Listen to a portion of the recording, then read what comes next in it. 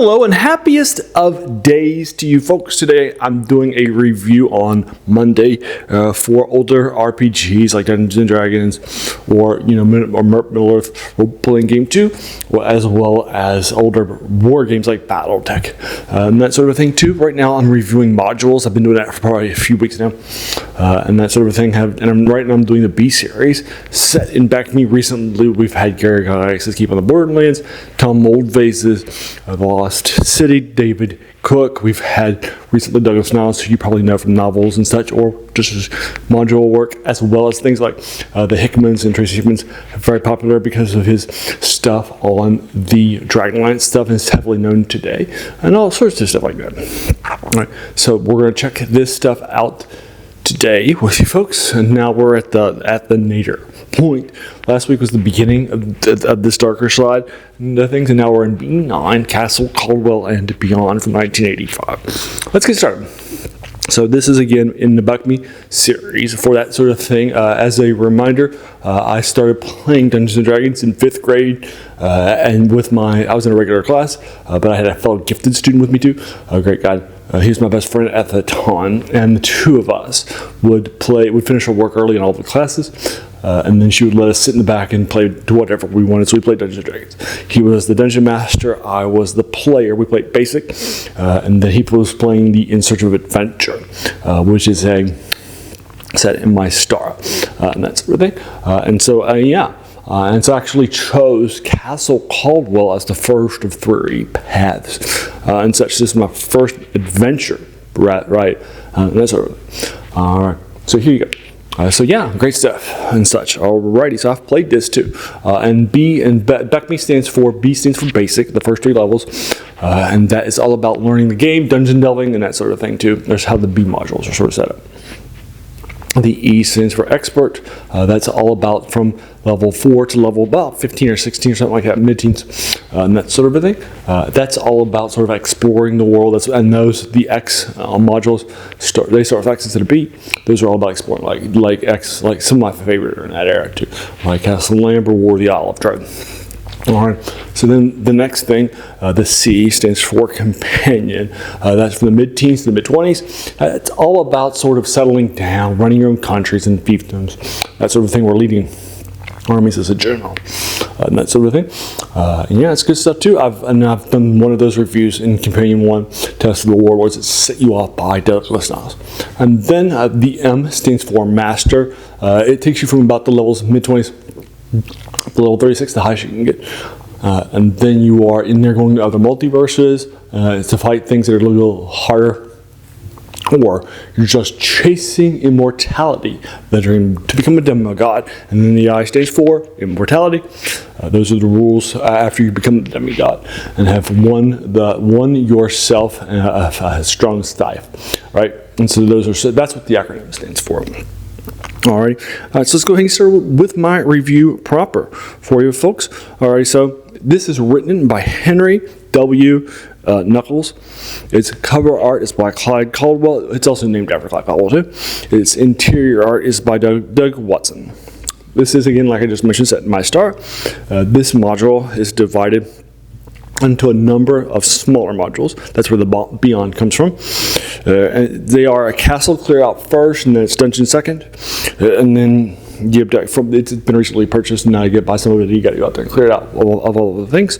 Then there's an abduction of a princess you got to take care of. Then you have to get captured, and you get captured by an overwhelming force and have to escape in the Great Escape. And then you have to recover a stolen holy artifact. So there's subdivisions. So this is in B2 through B7, like I mentioned before, heavily. Like I mentioned before, I played Castle Caldwell, clearing out, and the basement two separate modules here. And that sort of a thing, which is the first one of the paths. And then the Great Escape, I did both as a player and as a dungeon master later on. I've done both of those as a dungeon master too. Alright, so let's go ahead and get started. So it's not my favorite for a few reasons. I don't think it's that great. First, the fact that the castle called isn't very well designed. It's not. They didn't do any research into what medieval castles look like, and it's probably more of a keep anyway, right? But it's not even a great keep. There are a lot of rooms that you would expect in castles that just aren't there, or some weird places are too small, and that sort of thing. It's clearly the person didn't do any who the guy who created this clearly didn't do any sort of no research at all on castle design. Second of all, the end boss and there's two of them are wights, and if you recall, wights are level draining undead from the first thing that will stop you. They can't be hit by normal weapons, and in your first go through, either in the first module, in this if you do it first, or if you do it first in Search of Adventure, then you'll wind up either getting level drained, and how are you even going to fight it and punch it? That's a weird decision. That's clearly not well. I also don't like the being forced to be captured at the beginning of the Great Escape because of that and that sort of thing. I don't like that. There's no player agency there, right? You're magic users, right? And that sort of a thing, right? And this is in a fantasy campaign, right? There could be many ways that you could just escape or figure it out or fight your way out, right? And that sort of thing. There's no player agency. All right. So I don't think there's also no great onboarding like many of the other basic ones and that sort of thing, like there are from B1, B2, B4. And that sort of thing. So that's all missing too. Even B3, the Silver Princess, the first part had it. By January, before Tolman, they pulled it out in the next. Right, and that sort of stuff. There's no really onboarding either. So for all those reasons, again, like I mentioned before, this is sort of the nadir of this era, this series, and there's no two. It's a 1 out of 10. For you folks, I just don't like it at all for all those reasons. For you folks, now I have not played B10, B11, or B12 like I have the first 9. Unfortunately, either as a dungeon master or as a player, or in some cases both. Right, so I'm not going to be doing my reviews because I haven't done that sort of a thing. Do you want me to head up the X stuff? I've only done X1 and X2. You want me to head over and do some other stuff too? I haven't done, like I could do some of the other things back in that first edition Dungeons & Dragons. And then sort of a thing, let me know what you want me to do next. Alright, but that's my B9, the Castle Caldwell. Have you played through it? Have you read it? Have you dungeon mastered it like I have, or played it like I have, or both? Like I have too. I'd love to hear your opinion. If you think it's better or worse, well, I'd probably be worse than a 9 out of 10. But better, it's harder to judge it worse. I guess you could say it's a 0 out of 10. But you got it. But I think you should give them a point or two for just, what do you think, right? Let me know what your thoughts are. Your opinions, after all, are just as valid as mine are. All right, so there we go. So like I do on yesterday, on Wednesday, I do something called Video Game Wednesdays, where I review older video games and do Let's Plays of older video games too. Right now I'm doing Let's Plays of the 2004 Evil Genius stuff. You can check it out too. And then I do reviews where I just finished Baldur's Gate 3. The Baldur's Gate series, I'm not sure what I'll do next. I did Planescape Torment, I did Pool Over Radius, that inspired that sort of thing. But I'm not sure what I'm doing yet. I haven't figured it out yet, but I'm sure it'll be great. And that sort of a thing. And then I've also will do on Saturday, I do something I call Serial Saturday, which I dedicate to the forgotten serial telling genres of storytelling methods and movies and TV serials that used to be very, very popular throughout theaters and that sort of thing. But we've sort of forgotten them.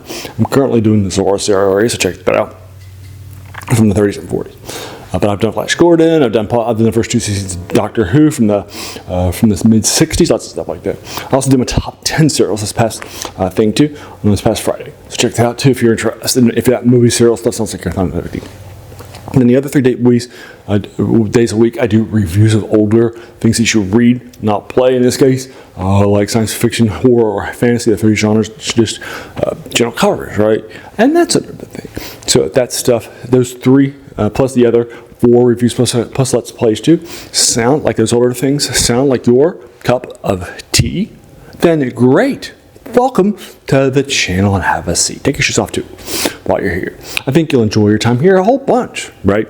And that sort of thing. And while you're here, why not do all the YouTube stuff like the subscribe button, the like button, share with your friends, and then hit the bell icon to be notified. But basically watch and share. Those are the keys to do the channel. Alrighty, and so there you are. As you can tell from the 7 reviews that I do of older things a week, and also the title of this channel, it's the worst thing about new books. It's a quote by a French philosopher, Jacques Joubert, who said that the worst thing about them was that they kept us from reading the old ones, right? And it's definitely some more stuff we might have forgotten about, or in this case we played, but it's heavily influential, right? But in our passion for the new video game, the new movie, the new novel, right, we have forgotten that these things are standing on the shoulders of giants, right? And so let's check out those giants, get them taken care of, right? All right. But yeah, it's not the new things are bad. They're not. I do sometimes we'll do a review of more recent things, but you get the idea, right? All right. And so there. Also, my number one strength is context. It's on the strengths quest. It's a positive psychology personality type indicator.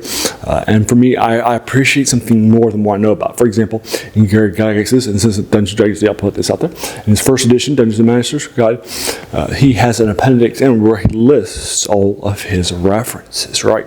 And so when I've gone back and read all this, even for his channel, right?